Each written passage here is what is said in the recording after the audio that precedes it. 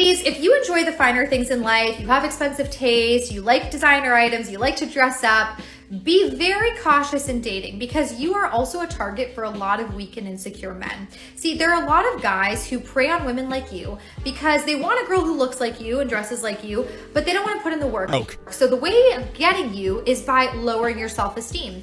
And they will try and attempt to do this by gaslighting you. They'll say things like, you're so materialistic, you're a gold digger, you only care about money, because they know they can't provide that and they have an inferiority complex and they want you to question your value. They want you to start to feel insecure about liking those things. So that's how they'll get you to come down to their level.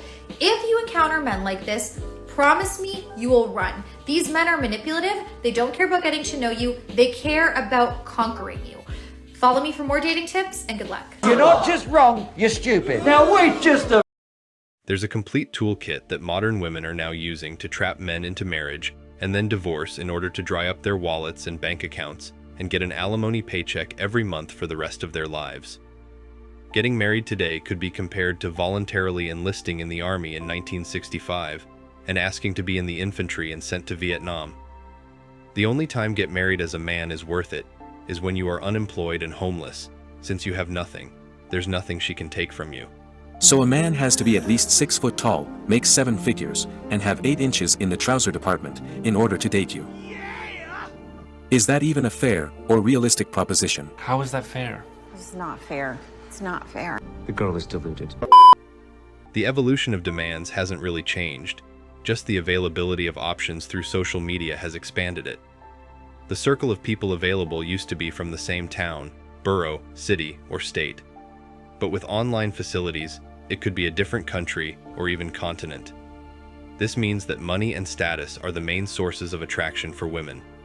The top-tier alpha men will always be popular regardless, but for the best of the rest, they will be rejected, friend zone, and the safety net settler, when those said women are tired of hookup culture.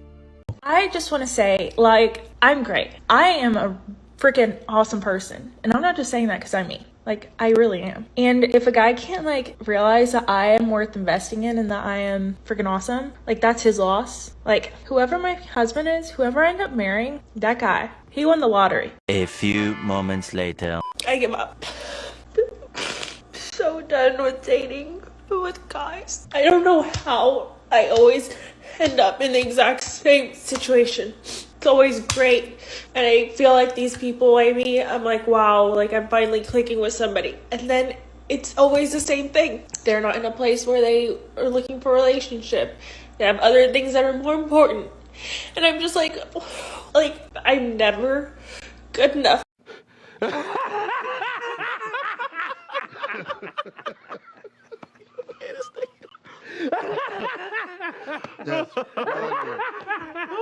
Ladies, you are beginning to achieve equality. Congratulations. Now you also can work to 80 years old, a step down in quality of life. But yes, working toward equality. Front lines in future wars will also be equality, and working in construction, road building, plumbing, electrical, mechanics, AC heating, framing, mining, drilling, science, engineering, computing, sanitation, commercial fishing, etc. What you have achieved so far is good, even though it is a very, very small start in achieving equality. There is a long way to go. So, keep up that hard work toward achieving equality, ladies. Have a nice day. Bye-bye. I want to know, if I showed up to our date wearing this, what would you do? What would you do? I am so fucking sick of trying to date in this generation. Let me tell you about the lovely time I've had this last week with Tinder and a Tinder boy. So, about a week ago, right, matched with this really cute guy on Tinder. I messaged him, I was like, you seem really cool. He was like, only one way to find out, hang out with me. I was like, all right. He was like, what's your snap? Gave him my snap. We talked for the full week. He was really sweet. He asked me to go to like a park to walk around and talk and like get to know each other better. That was going to be our first date. It was for last night.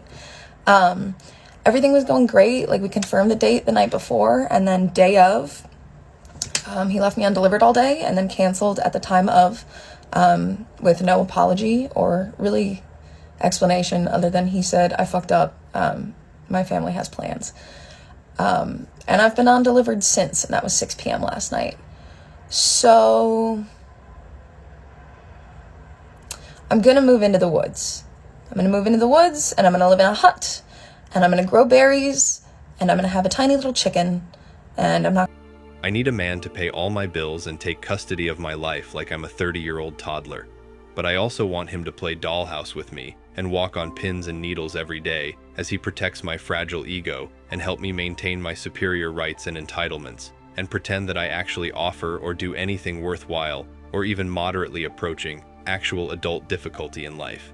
And roleplay as if I contribute anything to the relationship aside from my toxic, narcissistic drama. Also, I will insult and berate him every day as if he's holding me back, when in reality, if it weren't for him and other men, I wouldn't be alive because I'm literally too dumb to breathe without for dummies hand-holding. Making poor decisions daily slowly leads to a poor quality of life. The wall is out there. It can't be bargained with. It can't be reasoned with. It doesn't feel pity, remorse, or fear. And it absolutely will not stop. Ever. Until you are old, used up, alone, childless, with no man to take care of you, a box of bitter wine on your end table, a Harlequin romance novel on your nightstand, cats at your feet, and watching soap operas and Hallmark movies late into the night. The wall is and remains undefeated. Women want men to remain by their side, take care of them, and listen to their issues, but they also want men to believe that they are not dependent on them. With the promise of freedom from males, feminism has devastated the majority of Western women. Women need males more than they realize because they are unhappy at work and are turning into crazy, lonesome cat ladies, but they won't confess it as long as it is taboo to do so. In the future decades, as our culture gets more conservative, they will eventually come to recognize it. Then, rather than saying they need males because it's true, women will claim they do because it's fashionable to do so. When ladies scream out for males to assist them, a lot of men will genuinely respond and come to their aid, restoring the supposedly traditional connection. Once they appeal to men to assist them, neo-traditionalism will make a comeback. Then, it's likely that many men will respond to their appeals and come to assist them. In exchange, they'll receive conventional relationships, and a new variety of neo-traditionalism will manifest itself. Women will suddenly claim to care about males in this scenario, thereby forcing men back to the negotiating table. Because the men's rights movement aims to reunite men and women in a conventional relationship, there are numerous traditions within it. That is likely another reason why the men's rights movement despises MGTOW 2.0. It not only educates men about the nature of women, but also informs them that they have no chance of victory. After a while, all of this adds up and works against them. So, then they find themselves like the women in this video, crying and complaining about how unhappy they are, without acknowledging that they made their own bed. Now they have to lie in it. All of this should be a wake-up call for women. It's all part of the journey. Everyone goes through tough times in life, but they don't last forever.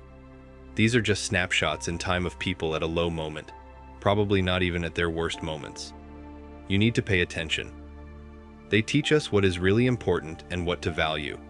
They take you out of the superficial and present you with those feelings of sadness so that you can pay attention and recognize that something needs to change. You can find love and companionship at any age, and for some people multiple times in life. Even a dog or pet is awesome. But we're human, and we need others. It's not a weakness, just a wake-up call. Also, maybe we should appreciate the people in our lives who are there for us. They say that accountability is a woman's kryptonite, and it's true. Accountability and responsibility are both. Whenever modern women have to face accountability, they start to lose it. You never hear a woman say, "I'm alone because of my bad decisions, and I accept full responsibility for my behavior." Why is that? Whenever modern women have to take responsibility, they start the blame game or become the victims. If you observe with a keen eye, you will also notice this pattern. Women need to understand what a man is putting on the line when he dates, or even more gets married. Dating is risking going to prison if she falsely accuses him of assault or whatever she wants to come up with, because the law will automatically take the female's side. Marriage is just as bad, as the divorce court will destroy a man and give her the children, half of what he has spent his life working for, and take a large percentage of his income for many years. Men, being logical, will figure out that women are just not worth the risk of all they can lose. I guess with how cold and callous women are towards guys who are actually nice to them, it's impossible for me to feel sorry for them. The only thing that they can do is try to save the next generation and tell them to be nice and supportive to the guys who are nice and supportive to them, and to not give the time of day to guys who are not. Isn't it funny that when you look into the relationships that modern women claim were toxic, you find that all the toxic things they saw in the relationship were that men had traditional views of not just women, but in what a relationship should be. They chase the chads and get their hearts broken. It's not like they can't get a man, but ignore the countless number of good men. Welcome to a man's world. I have no empathy for all these women who tell the world about their feelings. It's just for attention and validation. Brothers, don't fall for the fake tears. Watch and learn from these women. Many men these days just don't care about female tears anymore. Not every female is trying to hold out for rich Chad, but many of them are. The normal guy working his 40K job is completely invisible to modern women. The girl in the car crying is an average chick who could have had a regular dude. Any woman talking about a toxic ex is a walking red flag. She chose him and stayed with him through all the toxicity.